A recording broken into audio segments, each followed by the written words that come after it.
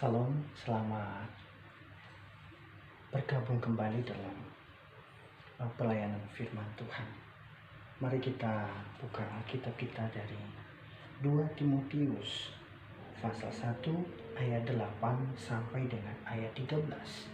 Dalam surat 2 Timotius pasal 1 ayat 8 sampai 13 saya akan membacakan. Silakan saudara-saudara menyimak dalam Alkitab masing-masing. Jadi janganlah malu bersaksi tentang Tuhan kita, dan janganlah malu karena aku seorang hukuman karena Dia, melainkan ikutlah menderita bagi Injilnya oleh kekuatan Allah. Dialah yang menyelamatkan kita dan memanggil kita dengan panggilan kudus, bukan berdasarkan perbuatan kita, melainkan berdasarkan maksud dan kasih karunia-Nya sendiri yang telah dikaruniakan kepada kita dalam Kristus Yesus sebelum permulaan zaman, dan yang sekarang dinyatakan oleh kedatangan Juru Selamat kita Yesus Kristus, yang oleh Injil telah mematahkan kuasa maut dan mendatangkan hidup yang tidak dapat binasa. Untuk Injil inilah aku telah ditetapkan sebagai pemberita, sebagai rasul dan sebagai guru. Itulah sebabnya aku menderita semuanya ini, tetapi aku tidak malu, karena aku tahu kepada siapa aku percaya, dan aku yakin bahwa Dia berkuasa memeliharakan apa yang telah dipercayakannya kepadaku hingga pada hari Tuhan. Peganglah segala sesuatu yang telah engkau dengar daripadaku sebagai contoh ajaran yang sehat, dan lakukan itu dalam iman dan kasih dalam Kristus Yesus. Saudara yang dikasihi dalam Tuhan Yesus Kristus, pemberitaan atau perenungan kita kali ini dengan tema tidak malu bersaksi tentang Injil. Kalau kita melihat surat Timotius, baik 1 Timotius maupun 2 Timotius, itu merupakan surat penggembalaan dari Paulus kepada anak rohaninya, yaitu Timotius. Paling tidak ada 3 prinsip yang Paulus nasihatkan kepada Timotius supaya tidak malu bersaksi tentang Injil. Saudara, yang pertama, kalau kita melihat nasihat Paulus di ayat yang ke-8, dimulai dengan prinsip yang pertama, jangan malu bersaksi tentang Tuhan. Jangan malu bersaksi tentang Tuhan. Mengapa, saudara? Karena Timotius adalah anak rohani daripada Paulus yang dia gembalakan. Di sini yang ditekankan. Karena Paulus dipenjarakan bukan karena tindakannya, bukan karena apa yang dia kerjakan, tetapi dia dipenjarakan karena pemberitaan tentang Tuhan, tentang Injil Tuhan. Makanya ketika Paulus menasihatkan Timotius, dia mau menekankan bahwa Timotius jangan malu bersaksi tentang Tuhan. Mengapa? Karena di luar sana ada yang juga tidak berani menyaksikan imannya dan menyaksikan tentang Tuhan. Maka ini juga merupakan nasihat untuk saudara dan saya, supaya kita tidak ada rasa malu ketika kita bersaksi atau memberitakan tentang Tuhan. Mengapa? Yang kita beritakan bukan berita yang tidak benar, tetapi justru yang kita beritakan adalah berita dari Tuhan, berita tentang Tuhan, menyaksikan Tuhan. Tetapi kadangkala kesaksian hidup dan tindakan kita itulah yang bertentangan dengan pemberitaan kita.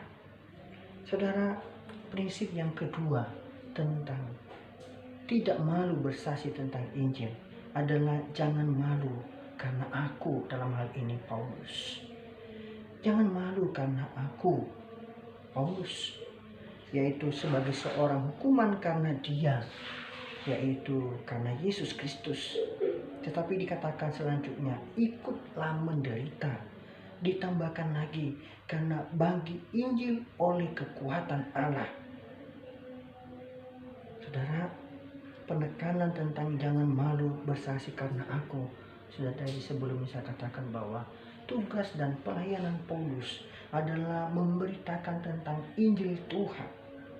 Mengapa? Prinsip daripada Paulus di sini, dia menekankan kepada Timotius supaya tidak malu karena pemberitaan tentang Yesus Kristus.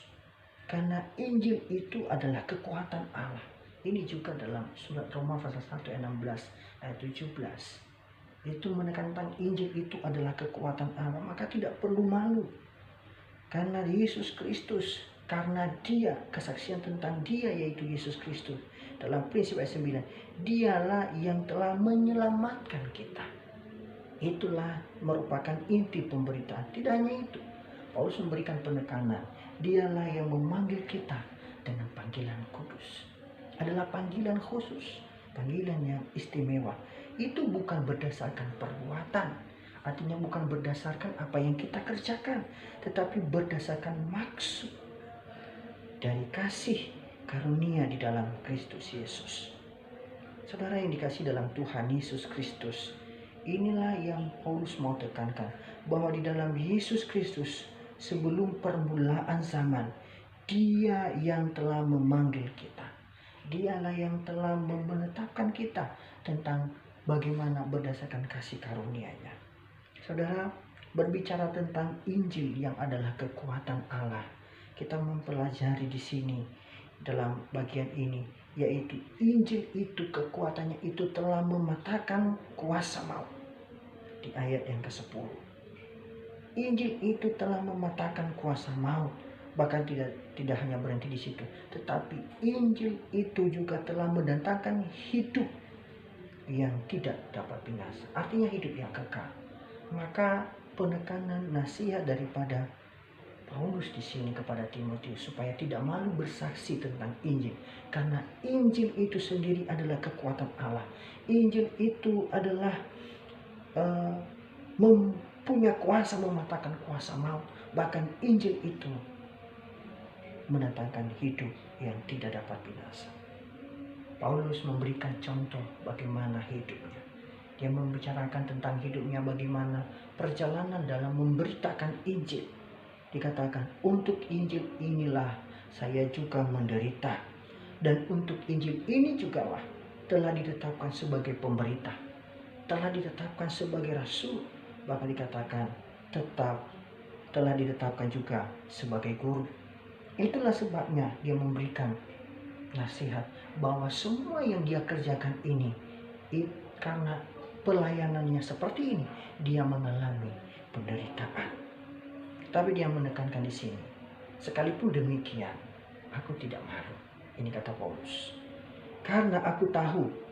Kenapa dia tidak malu? Karena aku tahu kepada siapa aku percaya.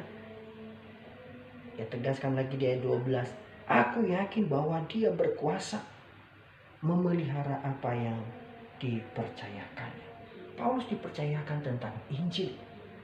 Injil tadi sudah saya berulang-ulang sampaikan bahwa Injil itu adalah kekuatan Allah.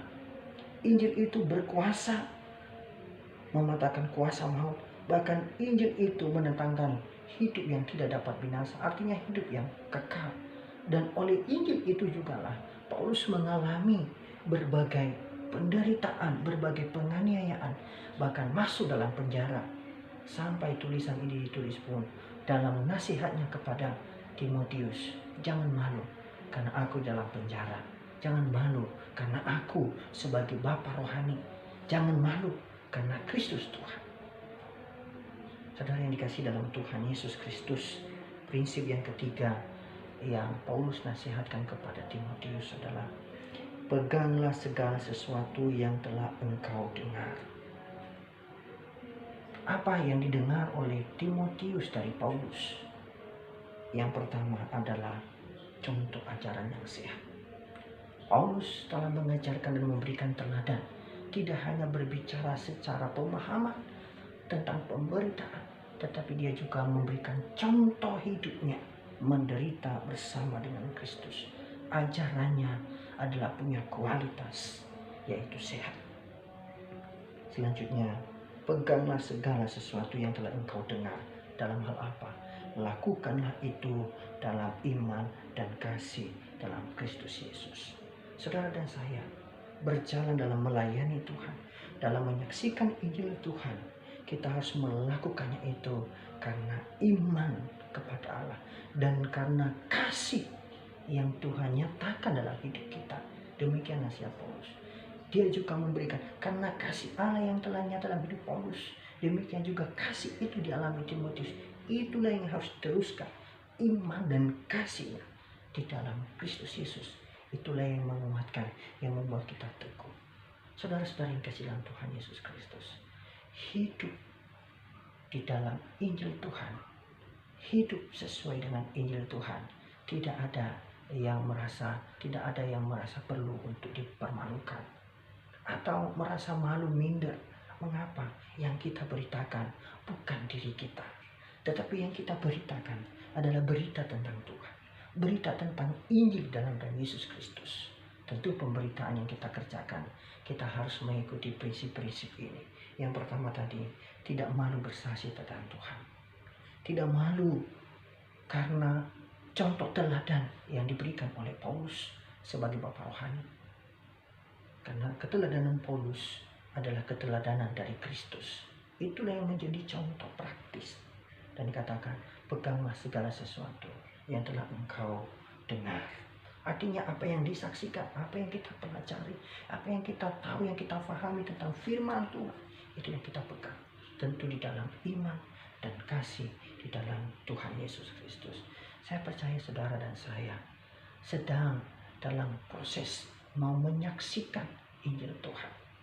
Injil Tuhan bisa difahami lewat hidup saudara dan saya. Yang menjadi pertanyaan adalah, apakah orang bisa memahami Injil Tuhan lewat hidup saudara dan saya? Yang menjadi pertanyaan adalah, apakah bisa kita saksikan tentang Tuhan dalam hidup kita? Apakah kita bisa menyaksikan tentang kekuatan dan kuasa Allah atas segala sesuatu yang ada di bumi ini lewat hidup kita? Mengapa saudara? Karena raksasa terbesar yang harus kita kalahkan adalah diri kita. Makanya jangan sampai malu untuk bersaksi tentang Injil Tuhan. Tuhan Yesus memberkati.